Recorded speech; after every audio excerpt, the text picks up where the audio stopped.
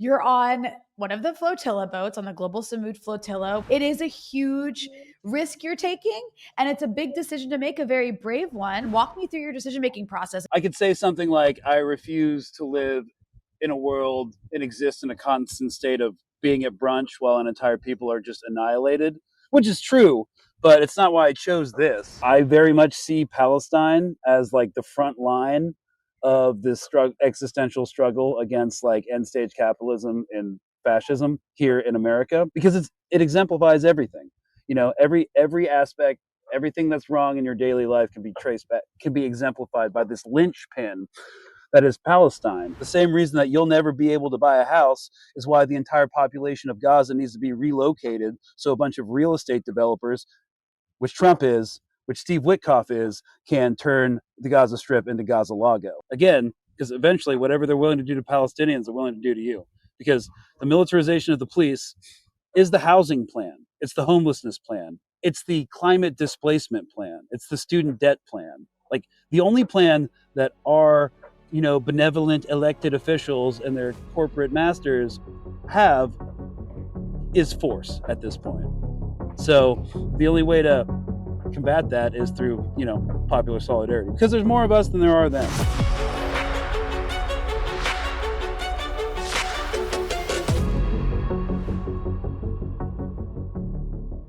Hello, everyone. I'm Rania Kalik, and this is Dispatches. Today, I'm joined by Greg Stoker, a U.S. military veteran who's part of a veterans boat within the Global Sumud Flotilla, a coalition of dozens of boats that just launched from Barcelona on their way to Gaza. Their mission?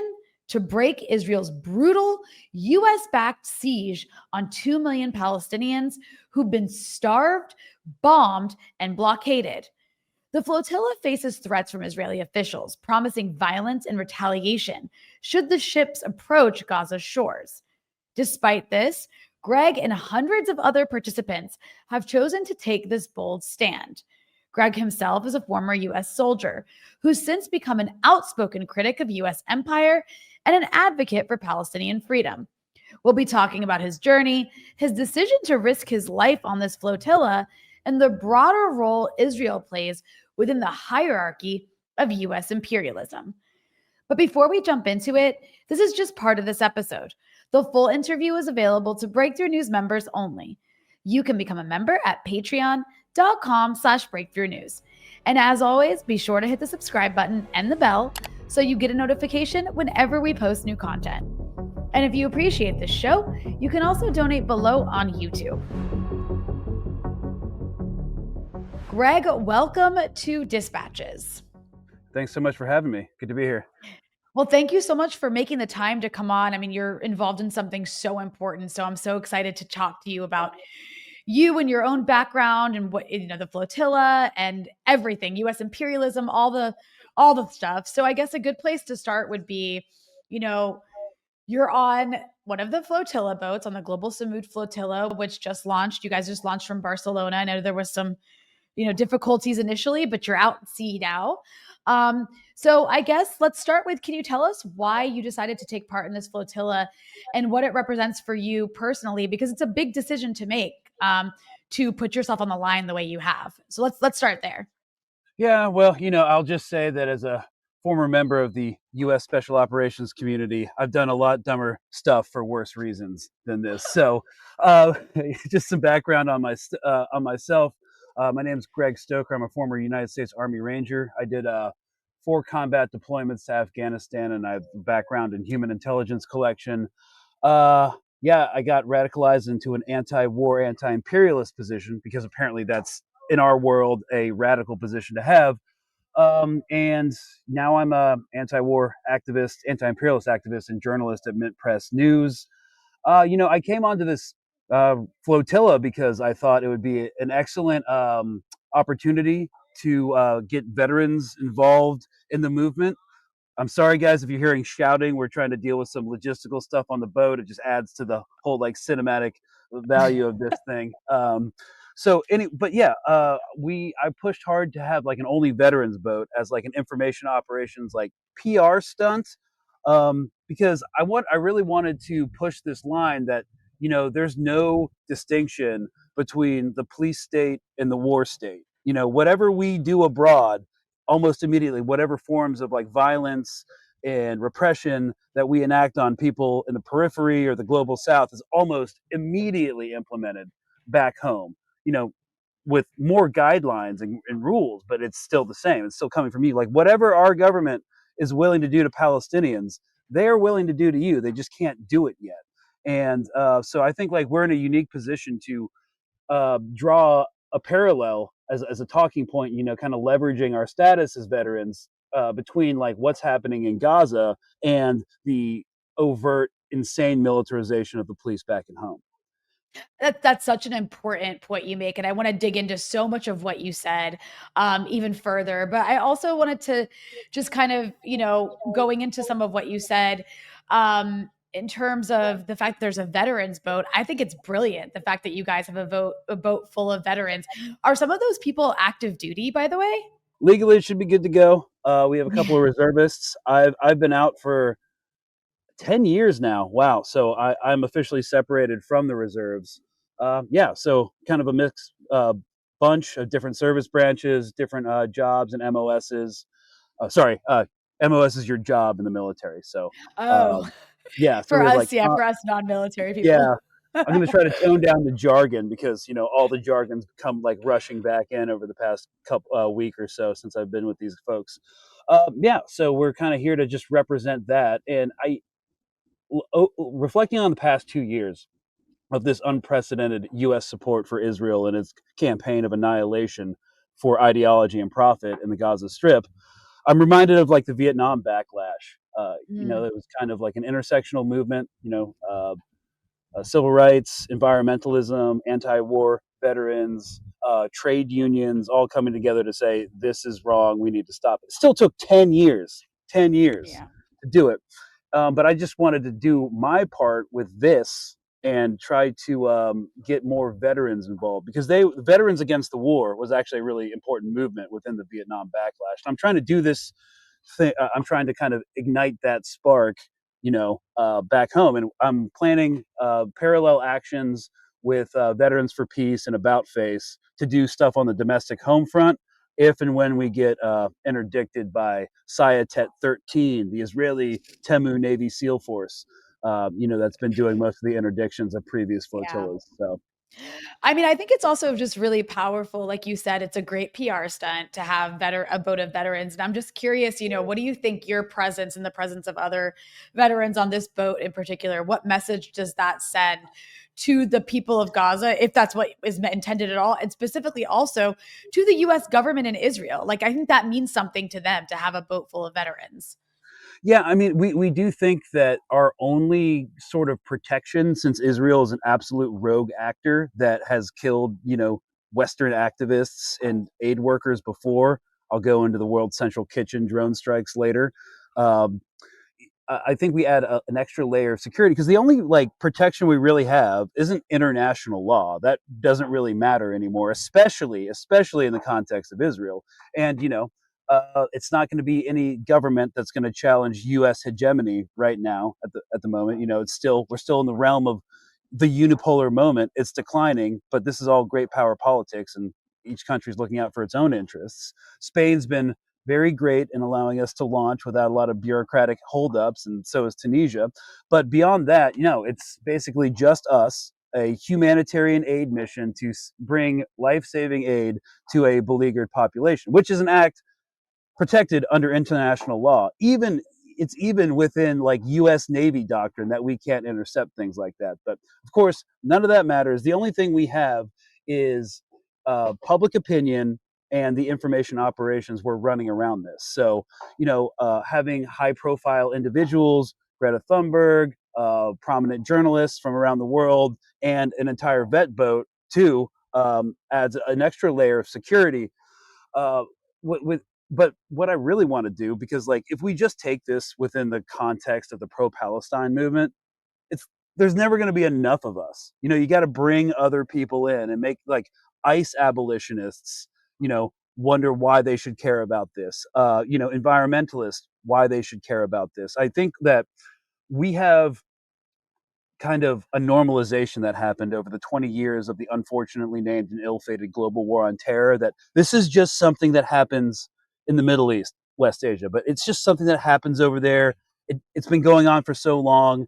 They've been doing it to each other for so long. Like, how does it affect me? Well, I mean, it affects you for a number of reasons. We can talk about capitalism. The same reason that you'll never be able to buy a house is why the entire population of Gaza needs to be relocated. So a bunch of real estate developers, which Trump is, which Steve Witkoff is, can turn the Gaza Strip into Gaza Lago. So, we like to say that, I think it was Kwame Ture, that, activists mobilize for issues, revolutionaries organize against systems. We're trying to teach people through this vet boat, or at least other veterans, that it's the system, it's not the issue. Yeah. And I want to ask you as well. I think you mentioned some reasons for this, but there have been other flotillas to Gaza before, some of which were met with literally deadly force by the Israelis. So Mhm. what makes this one different? And obviously, like, just the sheer number does, but yeah, why is this flotilla different than the previous ones, do you think? Well, it's coming at a time where we're seeing the final solution enacted in Gaza. We had to launch now because the Mediterranean kind of becomes unsailable like late September. So we Mhm. had to like get off before we wanted to get off, and we're having like obviously logistical issues. It's going to take a while. We're doing the jobs that our government should be doing but won't. So yeah, we're kind of at a rally point right now, waiting for other ships to meet us to reconstitute the fleet, deal with some mechanical issues, then move on. And of course, like the Zionist Hasbarists are like, they're off the coast of so and so, and they're just like partying. It's like, when I'm on a boat with like 12 other people, it's tiny, no one's having fun, there's no AC. But anyways, the thing that makes this different is the sheer scale and the timing of what's happening. Yeah. Israel is kind of like, in terms of like IO or PR, they're kind of on the ropes. They don't really have a lot of rhetorical room to maneuver right now, and they absolutely do not want to be dealing with this flotilla and like how their interdictions are going to work. I've done like an entire like risk and threat analysis. They have a really small navy, only about 60 vessels. They're the world's 50th largest navy. Wow. 45 patrol boats who would be running the interdiction. Some of them are based out of Eilat in the Red Sea, so they won't even be tasked for interdictions to this. So yeah, the scale is kind of making ministers like Ben Gavir obviously concerned, because he says he's going to send us and Greta Thunberg into terrorist level detention centers for long-term incarceration to dissuade other activists from never trying this again. And then he also says weird things like, we're then going to confiscate their boats and use it for police action. And I'll say to him, yeah, please confiscate these boats and use them for police action. I'm sure they'll be incredibly effective on the water. Uh, and I'd also remind him he's the only person in this conversation who's been convicted for terrorism. But yeah, no, it's the scale of it, and it's the timing that makes it all the more crucial.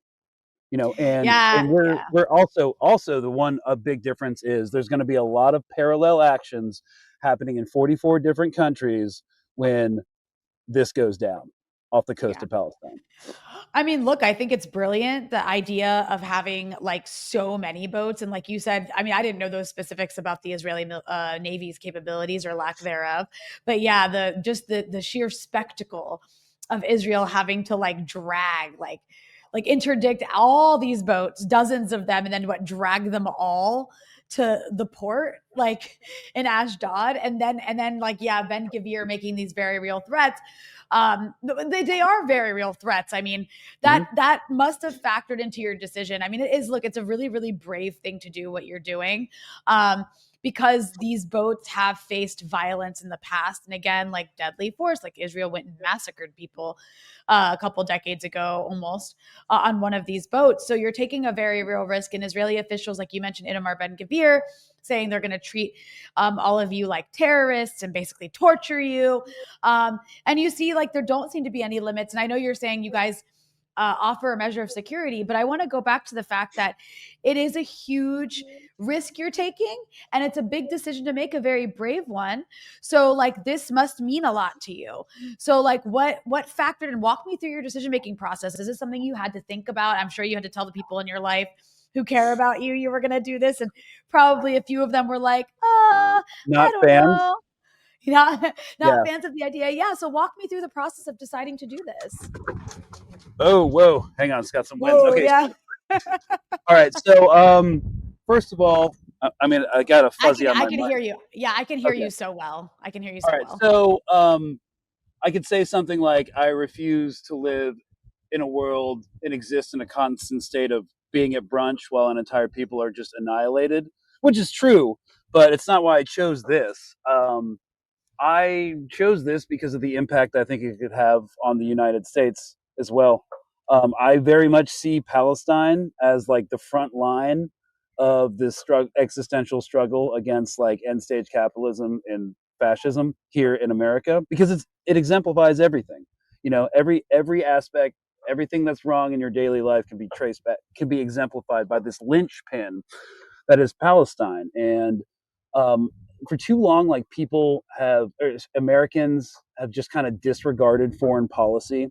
But I think by examining foreign policy, you can see that both parties really aren't that different. I mean, they're materially different on things like women's rights and a bunch of really important issues like that, and abortion and stuff like that. But like when it comes to foreign policy, there's very little daylight between the Republican and the Democratic Party, and even their donors are incredibly similar. Like there's differences. Like Republicans definitely take more money from the lobbying money from the prison industrial complex, but when it comes to the real estate lobby, APAC, Boeing, Raytheon, all these things, they're pretty much bought and paid for this by the same people. Like Citizens United was the death knell from the last vestiges of our democracy. And I think right now we're in this really weird and kind of exciting moment of inflection where things are kind of changing, where traditional political divides are shifting, especially around this issue. And so Mhm. I also want to use my status of as a veteran to get other anti authoritarian conservatives, they kind of do exist, kind of, as a vehicle to get them into more sensible left wing politics as well.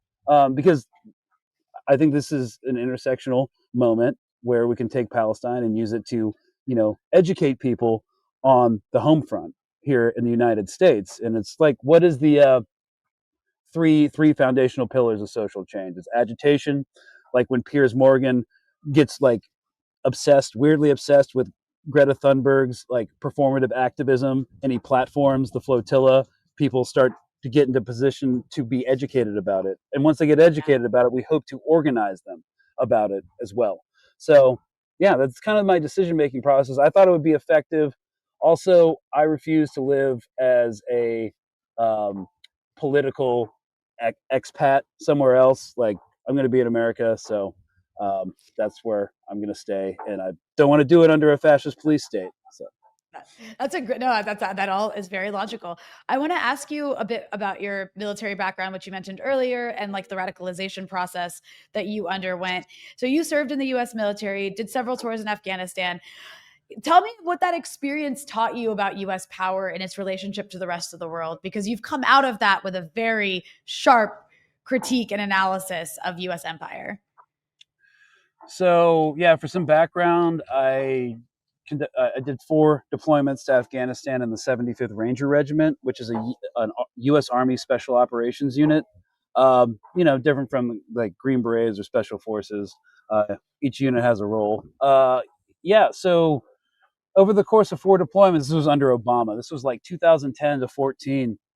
We did 4 to 6 month deployments, so you deployed like a little more than every once in a year.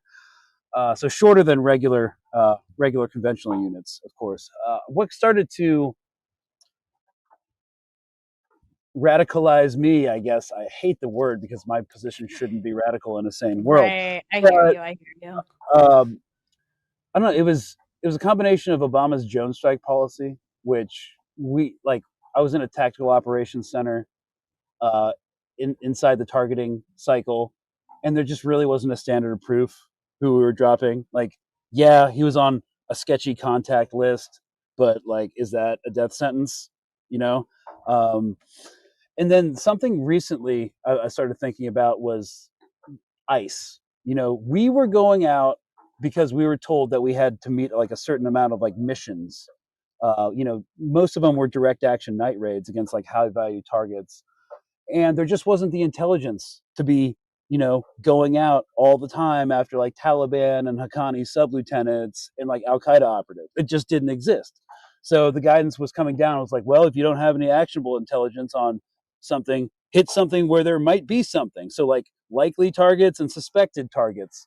And so we'd end up hitting a lot of dry holes, which is basically like you assault a compound, blow the vehicle gate, destroyed like the absolutely traumatized everybody inside there because you're like 6 foot something, large with night visions and assault rifles, and you had literally no intelligence to be there. And Yeah. I see that Damn. reflected in ICE, and it's kind of like the imperial boomerang. Like we're doing the same thing to our own people now, That's interesting. because they don't really have a lot of actionable intelligence. That's why they're wrapping people up in courts because they're in the system, you know, and they don't have to do any investigation around it. But at least they make their quotas. Even then, they're still not making their quotas. But anyways, yeah, there was just I felt embarrassed doing it. I felt like ashamed doing that, and also like in my AO, I was involved in Extortion 17, which was where this entire SEAL team got shot down with an RPG, and like the entire team got wiped out. Um, my sister platoon secured the crash site, and we're kind of like, that was kind of a bit of a dry hole operation. So every time we're going out for no reason, not only are we just like traumatizing everybody around us, but like we're also like about to burn to death in jet fuel when the RPG hits the tank line. For what? Like really for what? And then, you know, after I got out and I got accepted to the the hive of jihadi terrorism, Columbia University, and started studying like post-colonial studies and anthropology and international relations. I kind of started connecting it to, you know, our economic system. You know, I now fundamentally believe that all of that was a money laundering operation to wash taxpayer money out of the public sector and into the private. And once it became politically and economically non-viable, we pulled the plug and left the Afghan National Army to be absolutely annihilated within 2 weeks. Less. Yeah. Yeah. That's a really fascinating trajectory. And then I guess where does Palestine fit into that? Because, you know, to go from being in uniform, and you probably had a certain understanding of maybe it was different than now, I assume, of Palestine before sort of like having an evolution from being in the military to where you are now. But was there like a particular moment or experience that shifted your perspective on the way you see Palestine? Because I've heard you say that you see Palestine as sort of like this front line of like everything wrong with the world. Yeah, okay, that's true. I I came to unravel Zionist propaganda from like an unconventional perspective, uh, because when I started to get more into like an intelligence position, you know, I read like, and we started to begin to transition into Syria. I got out before we went into Syria, thank God. Mm. Um, but I was preparing for that AO, area of operations, so like studied like military literature and analysis on like Hezbollah, and that led me to the 2006 like Israel Hezbollah war. And you know, all the propaganda was like Israel's like one of the best militaries in the world. Not according to the U.S. Army war colleges, because they got absolutely slapped when they went in there. And you know, I had a lot of problematic ideas at the time, especially when I was serving like at the spear tip of imperialism. But there was like one sin that was unforgivable, and that was like military incompetence. So that was actually where I started to be like, huh, well, they kind of suck, according to the U.S. Combined Arms Institute at Fort Leavenworth. So, like, what else are they lying about? So that's how it started to, like, over the years, unravel. That's interesting, actually. Yeah. Because at the end of the day, what does Israel excel at? It excels at like beating up on non-state actors who have like way less access to material, like to military weaponry and technology than Israel does. So it's not even a fair fight to begin with. And even then, they still can't accomplish their military goals. They can kill, they're really good at killing children. But I mean, Yeah, yeah, and they're really good at staying buttoned up in their armored vehicles and dropping U.S. bombs. That's yeah, about like yeah, the extent of it. yeah. So I mean, And I'm, that's the entire premise of their Daia doctrine. Like, I don't have to tell you, but just for the audience, like they were experiencing a strategic defeat in 2006, and in order to like pressure for a ceasefire against Hezbollah leadership, they basically saturation bombed a suburb in Beirut, the Daia neighborhood, and it became a doctrine, which is essentially the collective punishment of civilians in order to uh, pry out diplomatic concessions from the associated militant population.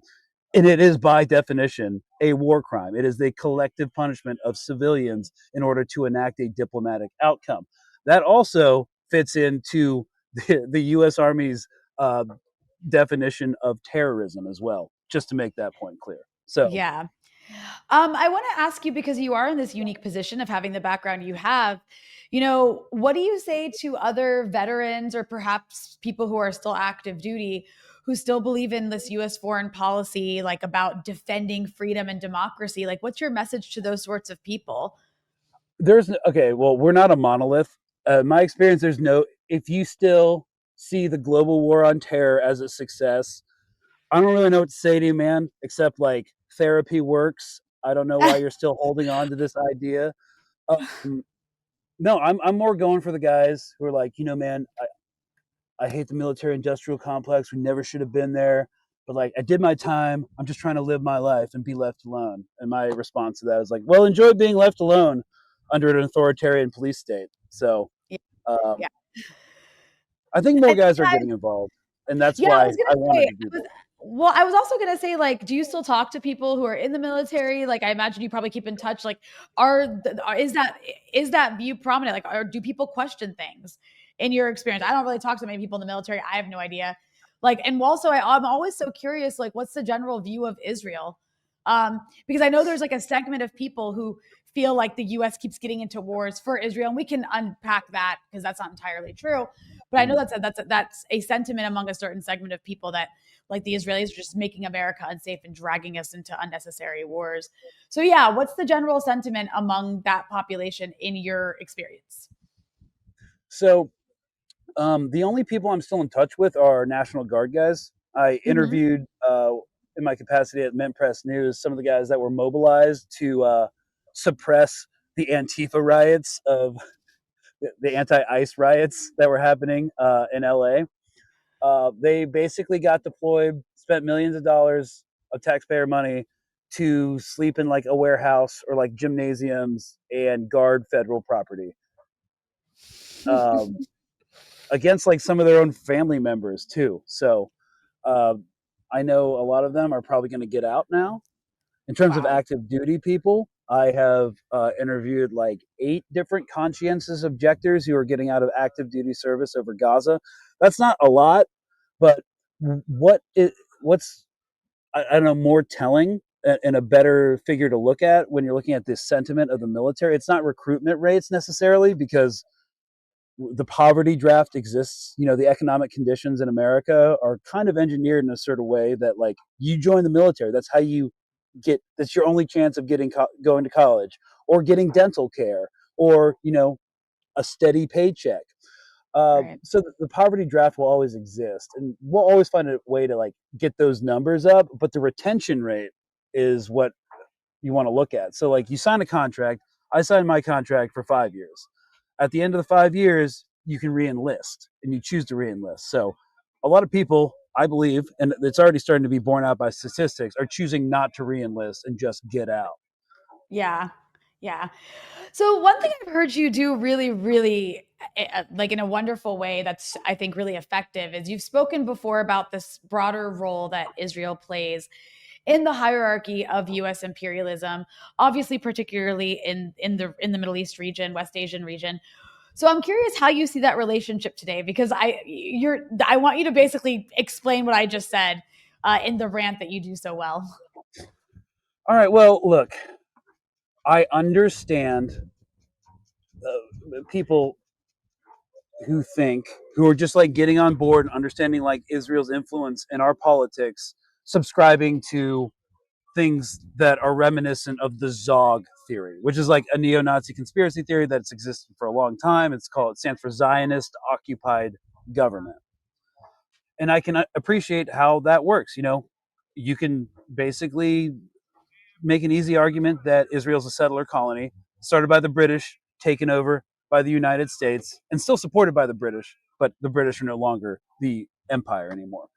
Uh, One thing that makes it confusing for people is the unprecedented amount of influence that Israel has on our politics, and that was manufactured over generations. But still, Israel is an extension of U.S. empire that exists to destabilize the region and wage adventurous wars in order to carve up West Asia into vassal states that will allow Western capitalists to exploit their resources and people. Syria is a great example of that right now. Again, every time you mention that, the comment section blows up. But no, it's literally true. Just look at what's happening. They're gonna have to normalize, and that's exactly what the United States has wanted the entire time. So basically, a great example of this, I think, is to talk about the Gaza 35 project, which existed, even before October 7th. They wanted a lot of different forces and angles wanted Gaza to be developed into prime real estate beachfront property. And I think you would be way out of reckoning if you didn't say that, we're looking at this two-party system, both supporting this genocide. Is it because of AIPAC, or is it also because of interest within the U.S., not just military industrial complex, but the real estate lobby?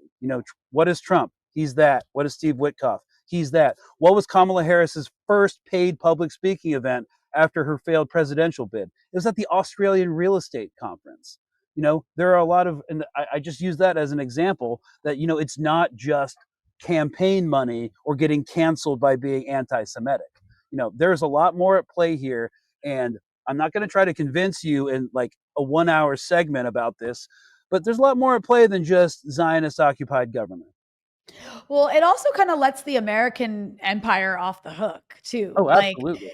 right? And on top of that, it's like, yeah, Syria is a great example, but historically speaking, the Israelis have been like that spear, like the tip of the spear of US imperialism in the region, basically policing Well, they've American always adversaries. Yeah. they've always done our dirty work. Like Yeah. when we were supporting the Sri Lankan government against the Tamil Tigers, who was coming up with their bombing campaigns and supplying the Sri Lankan government with their fighter jets? Who was arming our Guatemalan death squads, with Galil rifles? They also exist to give us a you know a degree of separation from what we're actually doing. Not mostly in West Asia, but actually throughout the entire world as well. Yeah, definitely. And then also, like, even now, I mean, look at when I think about the last 2 years, yes, the Israelis are carrying out a genocide in Gaza. And as a part of that genocide, they've also gone after every actor, state and non-state, across the region that represents any sort of challenge to American hegemony. And they managed to do a lot of damage to what we once called the resistance axis over the last 2 years, and all of that was carried out without a single American soldier having to die. If you think about it, the American investment in Israel, as far as empire is concerned, is a fruitful one, which is why it continues. And when I think of organizations, like, I'm not doubting the influence, the absurd amount of influence Of that the Israel lobby has in American politics, but No, I and see that's not what that I'm trying to more. Yeah, no. And I see that more as a way to keep politicians in line, much like the pharmaceutical industry works to keep politicians in line when it comes to, the way the for profit medical industry in America works, or much like, Boeing or Lockheed Martin play a role in funding political campaigns and keeping politicians in line when it comes to American war making literally anywhere. Yeah, and a good way to look at this and to expand on your point is like that they do what we want to do for us in the region without putting American troops at risk. I'm going to give y'all another example. War in Ukraine. Okay? It's not just about bleeding Russia dry, or isolating Russia or expanding NATO or whatever you want to talk about. There was when I around like 2012, 2013, there was an immense amount of anxiety about the advent of drone warfare, what that would look like, how would it change the battlefield, and we need to figure it out before the Chinese did. Um, so Ukraine actually serves as a foundationally important like open airs weapon test for Mm. that as well. It's not just about one issue. Like one thing the Pentagon really wanted to push was figure out drone warfare without actually having to, sacrifice the tens of thousands of American troops that would, go into learning about and developing tactics, techniques, and procedures based off what doesn't work.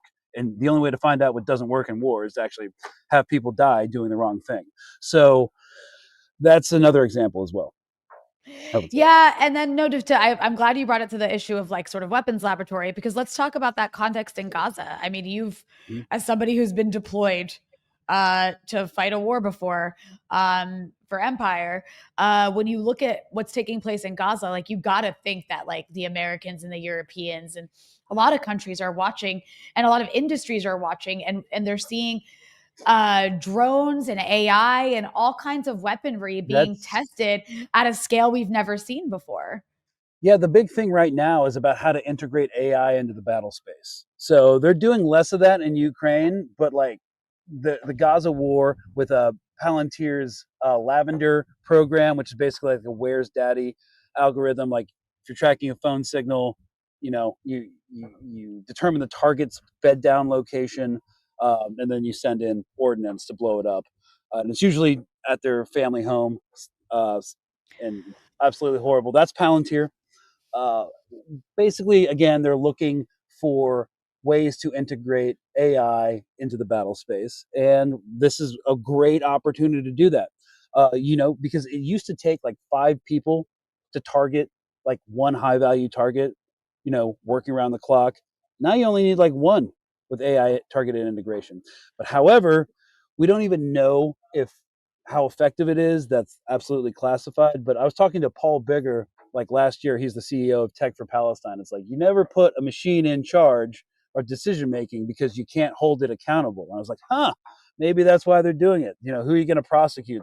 The engineer who came up with the algorithm? But anyways, yeah, it's the Palestine Laboratory.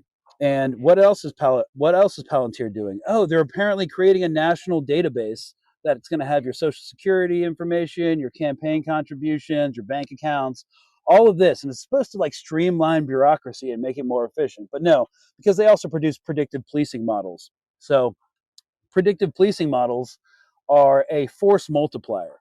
Um, so force multiplier is basically something that gives you the presence of having more soldiers without actually having more soldiers. So like mobility is a force multiplier. The ability to conduct 2 operations a night instead of 3 just because you can move around so quickly and have the presence of more people than you actually have. That's a force multiplier. Predictive algorithms are also a force multiplier because they can anticipate where violence might crop up, and then you can pre-allocate police or law enforcement assets to that place. And they are trying to build this whole network, this whole matrix of force multipliers because they know, like, if people really get going, especially in such an armed country, there's never enough cops and there's never enough soldiers. So all these like techno feudal oligarchs who are involved in the genocide in Gaza, the Alex Karps and the Peter Thiels and the Lucky Palmers, uh, they're also invested in this because who's going to protect them? So, yeah, it's again, this is why I wanted to do the vet boat so I could get platformed and talk about this. No, it's so important, and that's a good segue into you've kind of said a little bit about it already, but I've seen you argue, and it's a very sound argument, and I'm all in it as well. I argue this as well, that imperialism doesn't just stay over there, right? The same methods that we see this U.S. capitalist class using to dominate the global South it is then turned inward against Americans at home and people in other countries as well. And it's, with the predictive policing model, also against protesters, right? Against basically any sort of level of dissent. You talked a bit about how ICE is a part of that, but can you kind of explain how you see that connection of imperialism abroad and that sort of chickens coming home to roost kind of situation? I mean, we could just talk about the formation of the modern police. Like law enforcement didn't really, as we know it in the Western world, didn't exist until 1829, until like Sir Robert Peel, came back as like a military officer and governor in the north of Ireland under the English occupation and established a police force. It was supposed to be, it was also born out of slave patrols in the Caribbean, but I'm going to talk about that in a second. It was militarized from the start. They wanted some sort of difference between the constable and watch system, which didn't have a lot of coercive or force, and they couldn't move between like districts. So if you committed a crime here, like the constable in the next town over couldn't do anything. It really didn't work. But they also didn't want to have to like send in the army every time there was like unrest because that only blew things up. So they wanted to make like a quasi paramilitary force that was in between the two things. And the problem is that it was literally started and created by officers who were enforcing the English occupation in the north of Ireland. If you enjoyed this episode and want to hear the rest, you can access it by becoming a Breakthrough News member at patreon.com/breakthrough news.